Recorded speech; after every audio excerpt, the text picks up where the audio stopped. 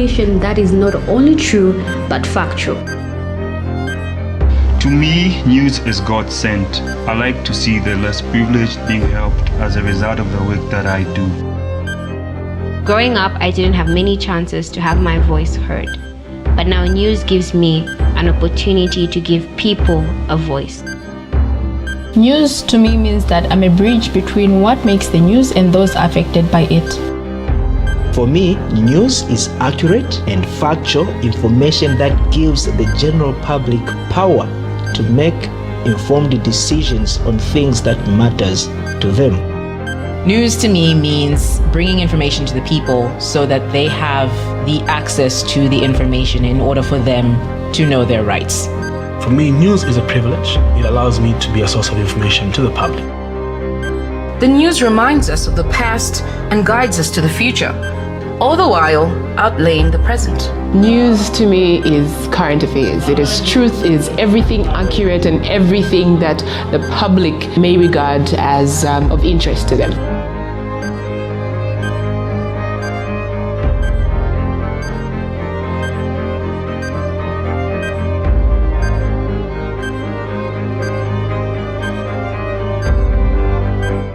From Kabul, Afghanistan, S24 takes you to the source of the controversial Taliban prisoner pardons with me, Hujjatullah Zia.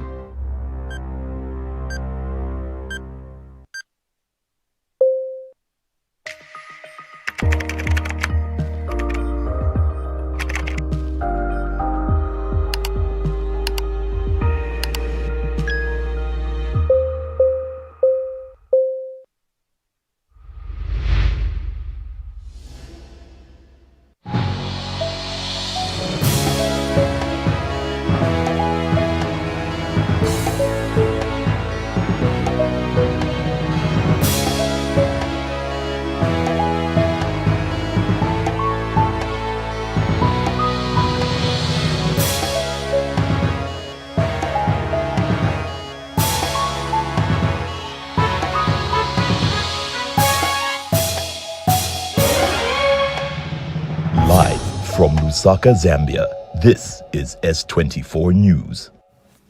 Good evening. This is S24, your first and only Zambian 24-hour news channel that continues to be at the source of your story. Let's have a look at the headlines. Home Affairs denies issuing NRCs to minors, tags it political propaganda. Violence escalates in Afghanistan as a vice president escapes a bomb attack. Zema halts a Chinese PHI construction.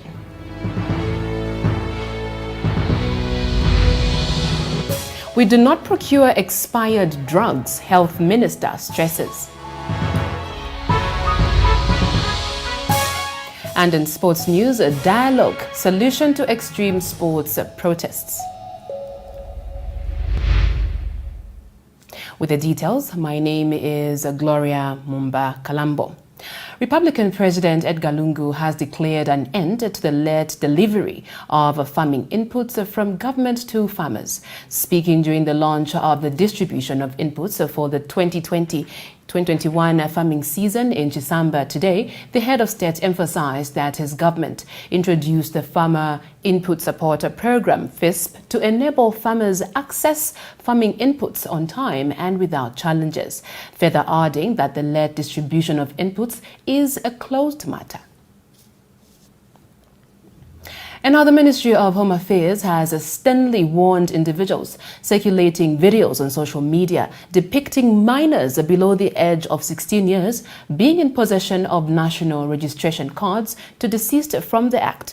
Permanent Secretary Nefasa Chifuta has described the circulation of such pictures as acts of propaganda. The Permanent Secretary has since challenged individuals with evidence of the crime to report the matter to relevant authorities. Pictures portraying minors below the age of 16 in possession of green national registration cards have been making rounds on social media. Precious Liatumba filed in this report. Pictures of minors under the age of 16 have allegedly been seen in possession of national registration cards. The pictures have been making rounds on various social media platforms. Home Affairs Permanent Secretary Nefas Chifuta says people should not make social media their source of information. It's not everything posted on social media which should be taken as gospel truth. Social media is a platform for propaganda now to the majority of our people. For me, I would want to give the permission for just to touch if I receive a formal complaint so that an action is taken. We need actually to know that if the people who have acquired the NRCs are minors from the security that constitutes a crime. They have provided false information to public officers. For these people that are getting the NRC to be allowed to acquire the NRC, they are supposed to be sentenced by the parents or the guardian. These are the people that provide information on which our officers depend on. Now, if they are provided with false information, then we are supposed to execute investigation, establish that this is false information, then a criminal action is taken. It means that these people have provided either amplified national registration card or birth certificate. Then for us, we are going to have a backing to say we acted depending on this. But those are legal documents which will give us the correct information, and as such, we are not supposed to question it. For S24, I'm Precious Gatumba.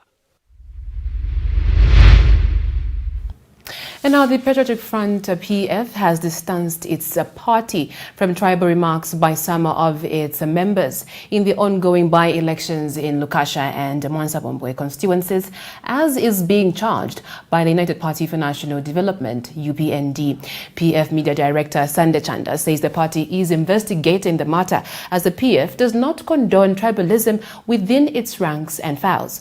UPND Deputy Secretary General Patrick Mucheleka has alleged that the PF is funding hatred through tribalism in the two constituencies.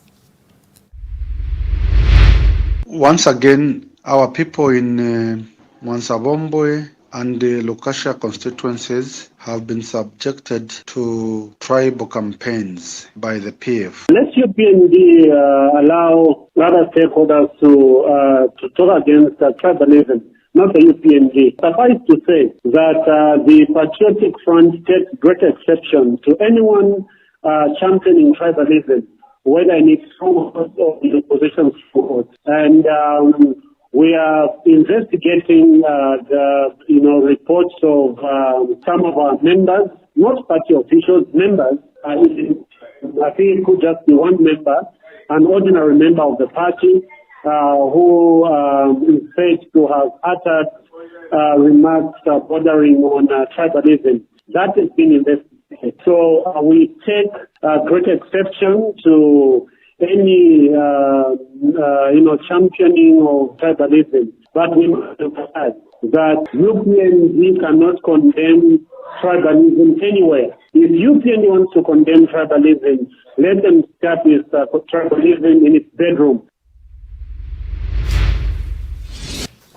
Now, the first Vice President of Afghanistan, Amrullah Saleh, escaped a bomb blast in Kabul earlier today. This follows an escalation of violence over the last 72 hours between the Taliban and Afghan forces. Peace talks between the Taliban and the Afghan government were expected to start on September 7th, but faced numerous delays. We are joined by S24 contributor Hujatullah Zia in Kabul, Afghanistan, for more insights. Good evening, Hujatullah. Hujatullah, are you there? Good evening. Can you tell us more about the atmosphere in the last few days? Why the escalation in violence? Good evening.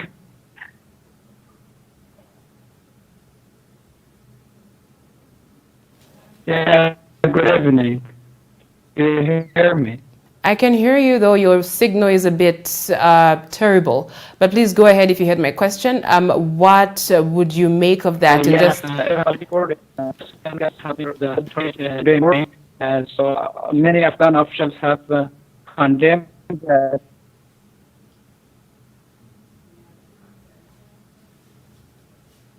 Yeah, hear me?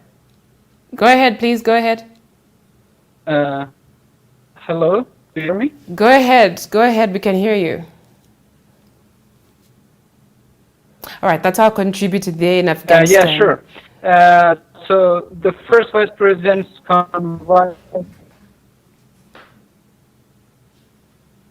All right, we seem to be having a terrible connection. Hujatullah, we're going to have to cut you there.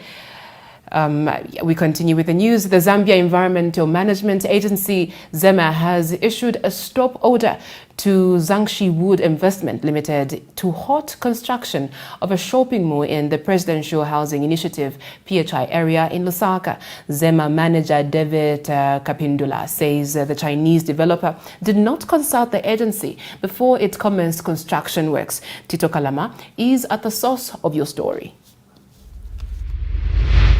The controversial parcel of land on the Zesco Leeway in the Presidential Housing Initiative PHI has continued to receive attention as Zambia Environmental Management Agency has come into the picture as a stakeholder. This order remains in effect until the company goes through the environmental impact assessment process. So this is a very participatory process. So the client is submitting a report, and then to go through stakeholder consultation, and before the committee of the board can then give a decision. Yes, we did an inspection and we found that the developer did not have any approval from ZEMA, so we issued a cessation order for that development to halt until they go through the EIA process. And Zesco Public Relations Manager Hazel Zulu says the company will also look into the matter. I'll need to verify how far away that land is from the wedding. Yes, because there are stipulations in terms of the distance kept away from the wedding. So I need to find out how far away the land is. However, PHI Neighborhood Watch Committee member Jacqueline Chishimba, whose committee has been opposed to the development, has this to say. We look forward firstly to that meeting on the 22nd of September, where Corbett Environmental Assessments or Limited have said they want to conduct an impact assessment for the construction of a mall in PHI. The Lusaka City Council also recently issued an injunction for the developer to stop the development until its investigations are exhausted. September 22, 2020 is the day the Chinese developer has set for stakeholders to express their concerns over the proposed development. Tito Kalama, S24.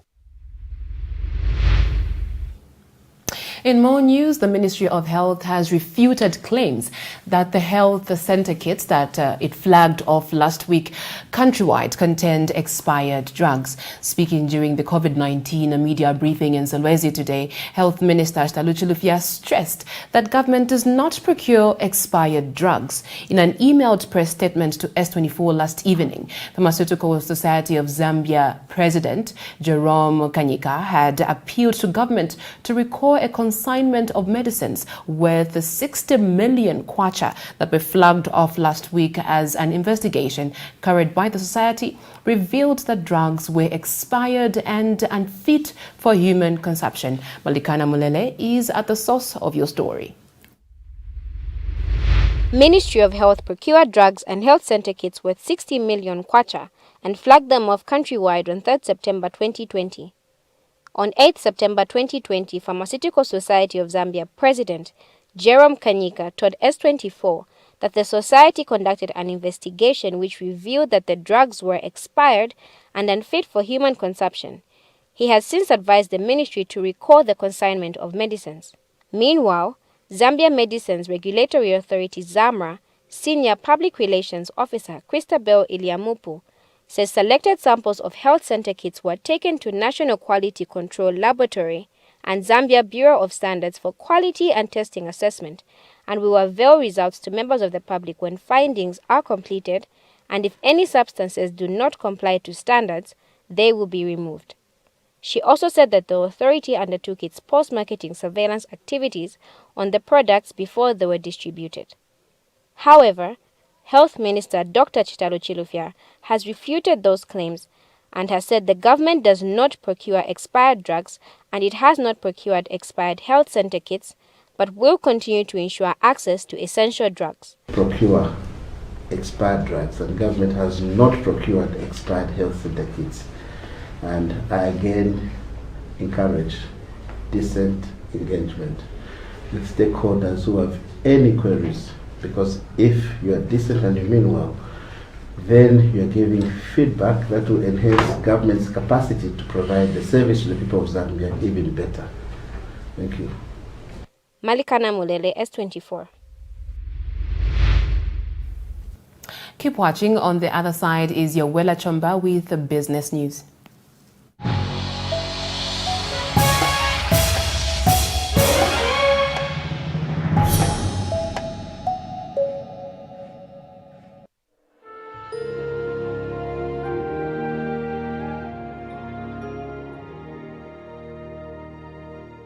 The mask. From being a must-have protective wear for medical practitioners, as well as other professions that need them to work, to being everyone's must-have for safety and survival. A form of shield that covers the mouth and nose, used to protect the user from droplets or unwanted substances from being inhaled or spread from one host to another. In light of the COVID-19 pandemic, it is more than just a protective accessory used for people in the medical field. Rather, it is one of the things that is keeping us safe and at a lesser risk of contracting the virus. The masks that are commonly used are either PPE, which is personal protective wear, or fabric masks, which are handmade or machine-made. Although fabric masks are most used worldwide, as they were made popular after a shortage of surgical masks, they are not PPE, as they have not been certified by medical practitioners. People over the age of 60 or have underlying health conditions are advised to not use fabric masks. However, a 3-layered fabric mask is still safer than wearing a fabric mask with a valve, despite the fact that it looks safer and more secure. The mask with a valve is not recommended because it allows exhalations to vent into the air. The recommended masks are surgical masks, an N95 without a valve, as well as a 3-layered fabric mask. Although it's the easiest thing to wear, the face mask is proving to be a challenge than it is an easy task to get through daily life. The right way to wear your mask, whether PPE approved or fabric mask, is firstly, ensure your hands are clean before you touch your face and mask. Sanitize your hands for at least 20 to 30 seconds of rubbing sanitizer, or wash your hands with soap and water for at least 40 to 60 seconds. Secondly, inspect your mask to ensure that it is not wet, soiled or teared, and this is for all masks. Thirdly, find the top side. In surgical masks or N95, it usually has a stiff edge that holds the nose. For fabric masks, make sure the mask is not loose or too hard to breathe in, as it could do you more harm than good. Inasmuch as the fabric mask is reusable, do not share it with your friends or loved ones. The fabric mask should be washed in warm or hot water with detergent. Surgical masks are made to be disposed of after use, so do not reuse it. Wear a mask at all times if and when you know you will be in places that have a lot of people, that is, grocery stores, the bus, cabs, schools, and funerals. Do not take off your mask when there are people within 1 meter of your space. Do not pull your mask down to your chin and put it back on, as this only transfers bacteria from your chin to your mouth and nose. Do wear your mask over your nose and mouth and not below your nose. Ensure that you're able to breathe, and when you get to a secure location like home, you can take off your mask. Avoid touching your face and your mask as you're wearing it. Mask up, sanitize, wash your hands with soap. It may seem like an insignificant tool, but it is absolutely necessary that you take care. Wear your mask and stop the spread of coronavirus.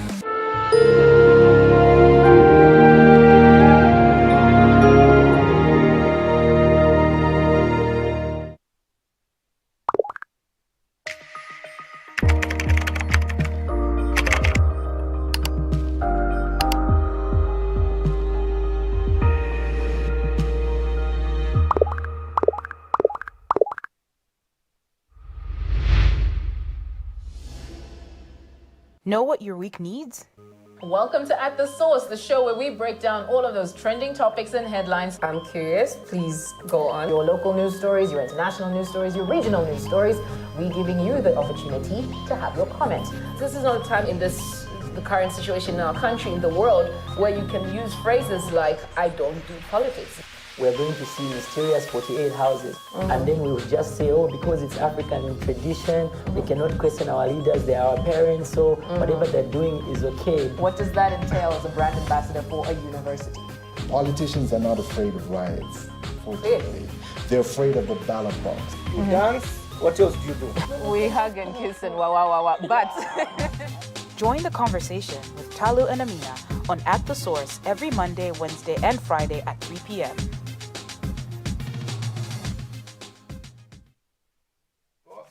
All right, so handsome tigers.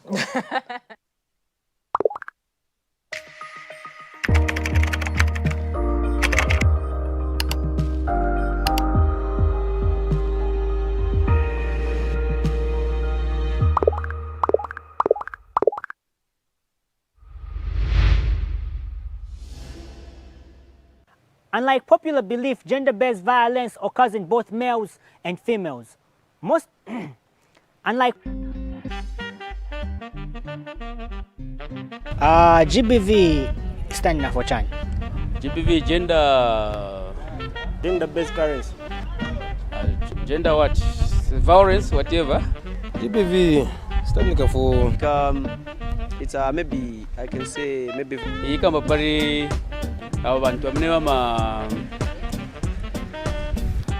it's kind of that violence in our home. I change, how is it? Depends on the case.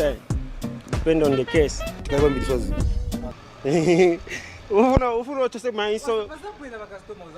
tosema insolite ya manje hapa usekesa abantu pachana.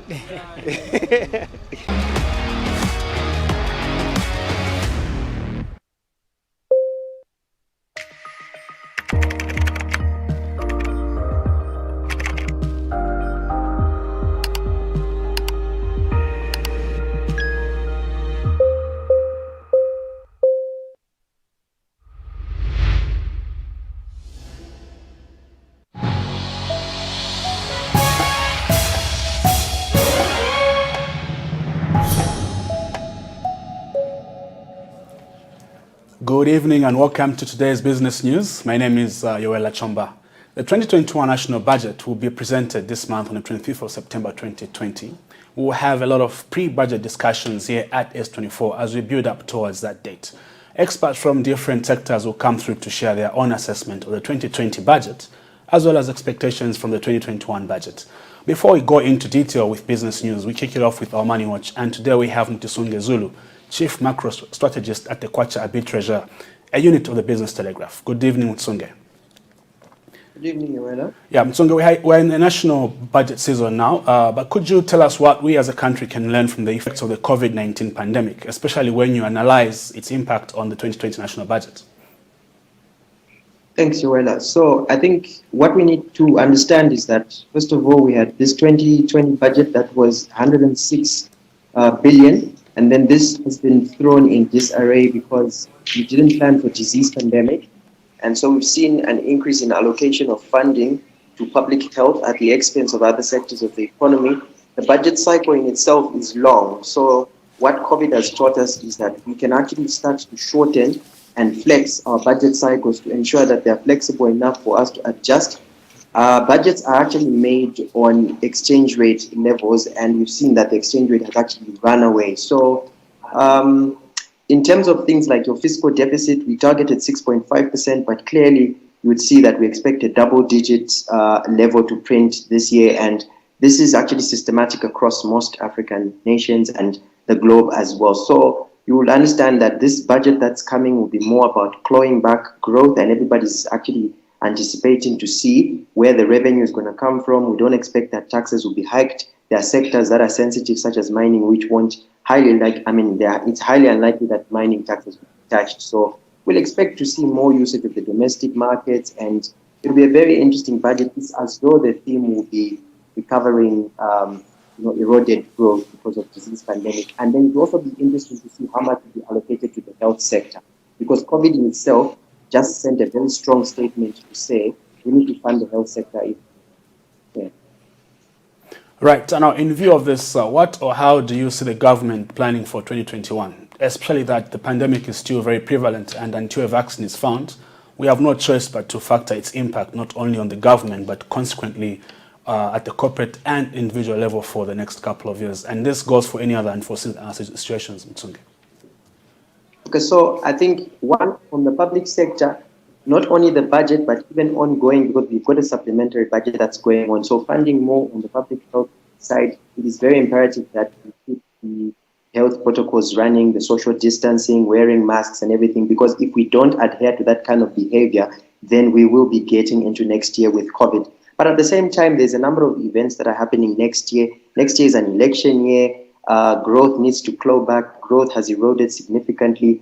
And the government will be looking to various funding sources. The World Bank has already guaranteed right about 600 million across the sectors, but then government will also decide to use the domestic money markets, and they are not using any external sources now because they are trying to, keep that fiscal discipline and fiscal fitness. We've seen rapid depreciation in the currency. I think the currency mid-rate today is 19.775, and it's pretty much right now. You can see it racing towards 20, and at that kind of level, your debt to GDP has ballooned to close to over 100. And at the same time, it is very worrisome because, revenue sources are not kicking in. But then on the private sector, companies also need to adapt. They need to, run efficient models in terms of running lean models. They will be thinking of surviving without having to trim employment, because that's the last thing that people should be thinking about. But then the question is, how do we adapt? How do we continue operating? Even in these challenging environments, people are already working from home.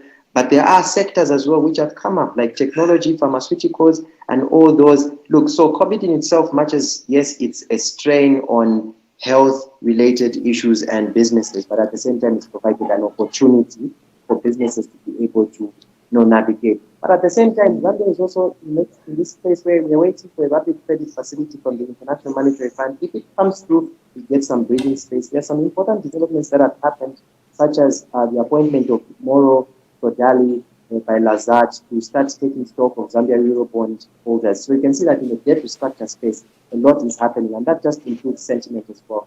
So it's a wait and see for Yeah, right. You've answered partly my next question, Mtsungi. At corporate and enterprise level, should businesses start remodeling their strategies going forward as the pandemic was unforeseen? For example, you see the likes of ProFlight boosting one of their aircrafts for a passenger, from a passenger craft to a cargo plane as they introduce a cargo route between Lusaka and Johannesburg.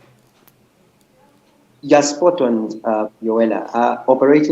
Life will never be the same again in terms of businesses. And it's a true test of digital strategy. It's a true test of survival. People should be strategizing and thinking of how to navigate this storm. So if people are not flying, a good example is ProFlight has actually taken the lead. I mean, augmenting that, CRJ 41, removing seats and putting nets and then starting to transport cargo in the night is a very, very good survival strategy, because the airline industry has been badly hit. If you look at the banks as well, how are they going to be offering services when people don't want to come to branches? They need to offer digital products. And it's just, it's a whole lot of things that people need to pretty much adapt to. We need to understand the products we sell to people. It's an opportunity for local produce to take their goods and services to, supermarkets, chain stores locally, instead of depending on things that are, goods that are coming from outside the country. So it's a more metamorphosis of, operating models, business continuity, and continually, having to generate cash. But all this will ensure that businesses in the private sector do survive, because remember, the private sector is what drives any economy. Right, Mtsungi, do have a good evening.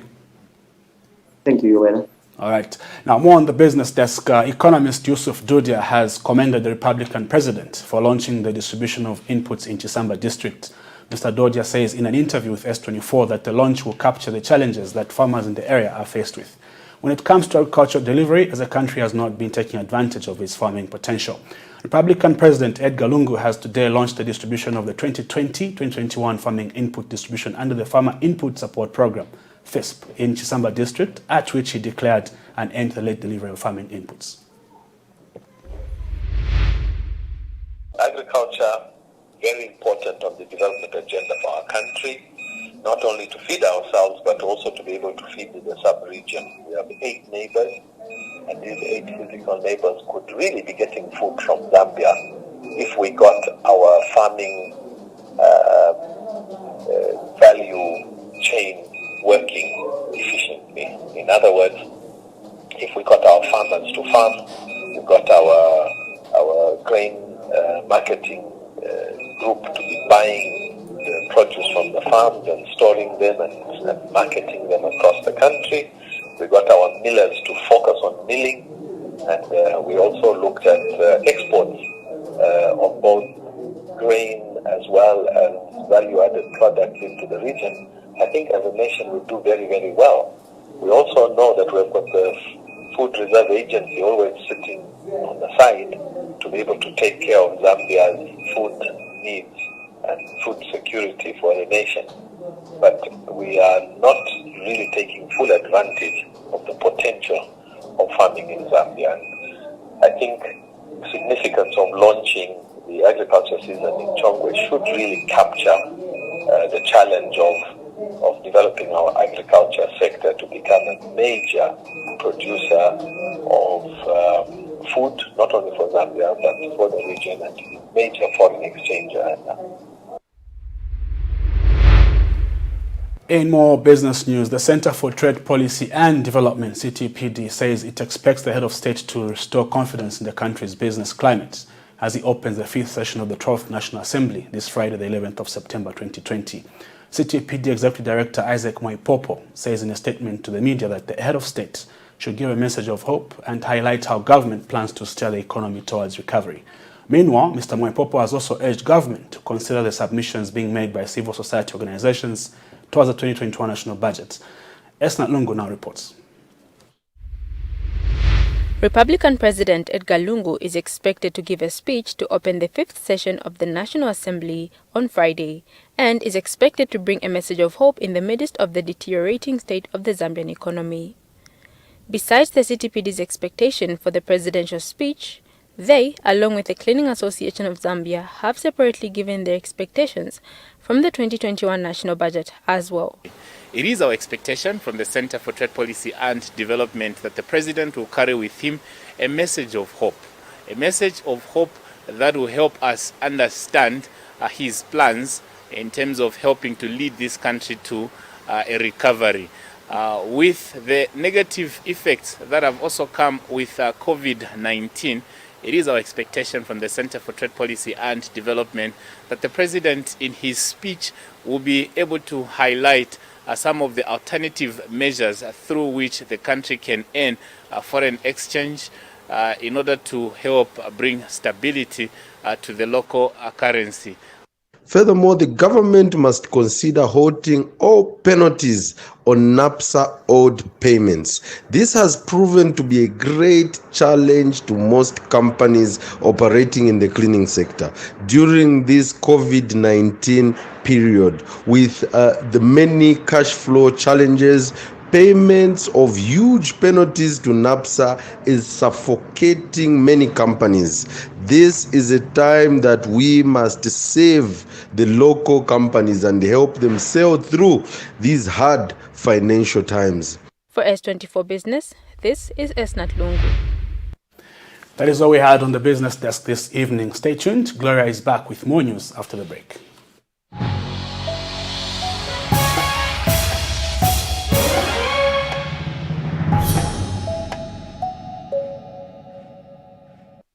If he has the right, Doc, to talk about the party that way, then I'm beginning to wonder. He doesn't have. Yeah, but many people talk. KBF talks about party business. It tells them. We're talking about your party. No. There's a cartel somewhere that has just plotted against the head of state and the PF government. And the whole idea is, look, let's just be calling them corrupt.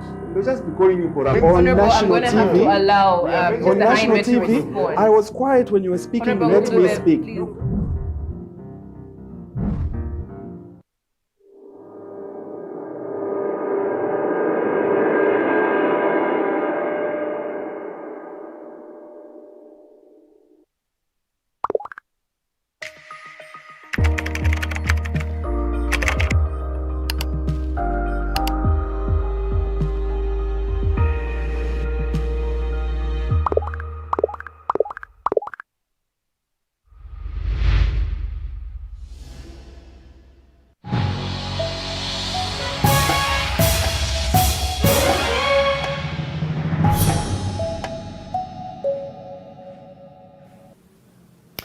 Welcome back. Let's try and speak to our Afghanistan contributor, Hujatullah Zia.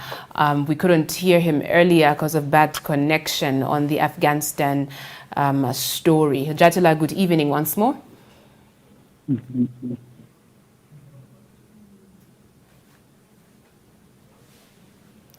Can you tell us more about the atmosphere in the last few days? Why the escalation in violence? Hujatullah, if you're able to hear me.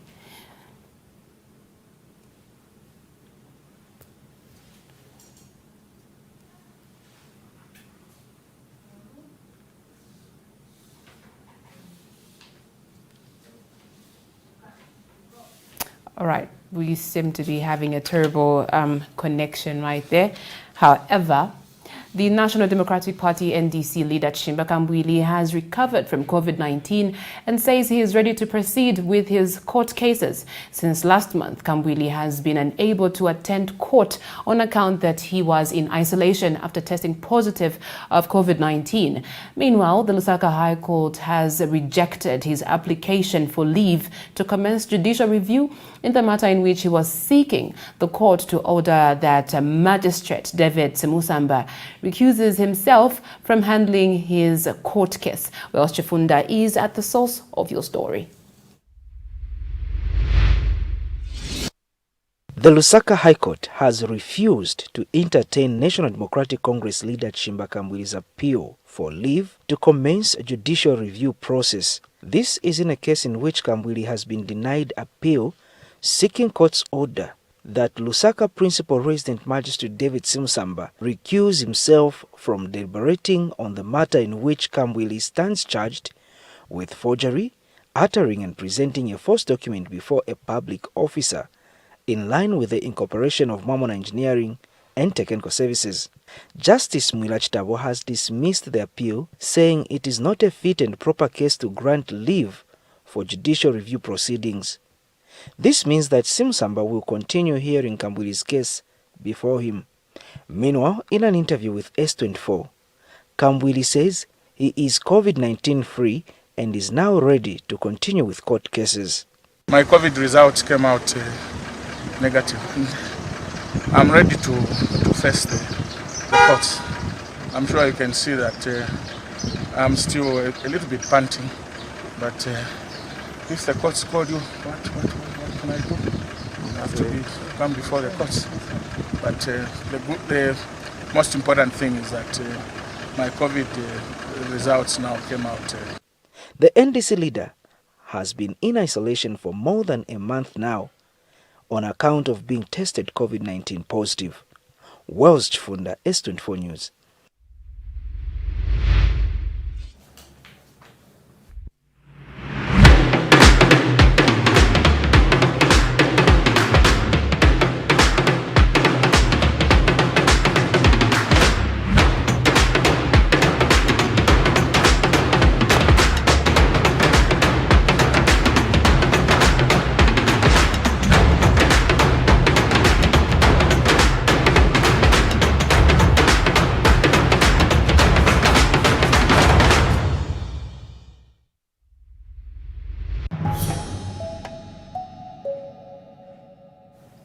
In sports news, sportsmen and sports fans have reached extremes in portraying their complaints and wanting their messages heard and taken seriously. From naked marches in Germany to kneeling during national anthems in the United States and also simply stepping out from tournaments, athletes and fans have taken what some may consider as an extreme stance in expressing their grievances. S24 spoke to a sports analyst and fan who pointed out the importance of dialogue to prevent extreme protests. Most of these protests can be prevented if at all dialogue is employed. That's why any sport is a unifying factor. It unifies people. It brings people together. So whenever sport is used to divide people, then that is not sport. Because in sport, we believe that dialogue is what is employed in all levels of discussions. Management, players, and even players' representatives must be involved, all issues discussed, and all parties come to terms and come to agree to the fact that, okay, we are all satisfied, then all these things can be avoided. It's very unfortunate that, there has been certain instances where, riots, wrangles, and all these are reported on and off the field, but dialogue is the best way of handling such things.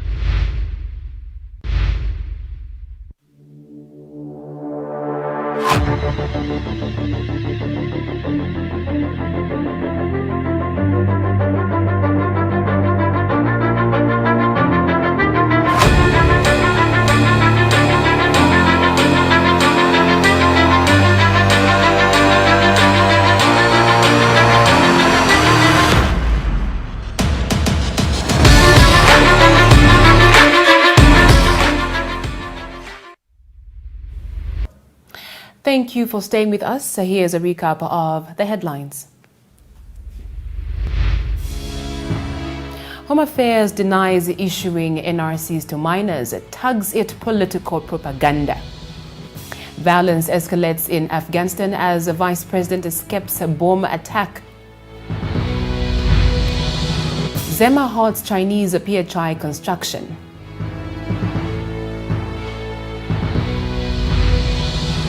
We do not procure expired drugs, Health Minister stresses. And in sports news, a dialogue solution to extreme sports protests. Remember, S24 is your first and only Zambian 24-hour news channel, and we continue to be at the source of your story. Thank you for watching. Good evening.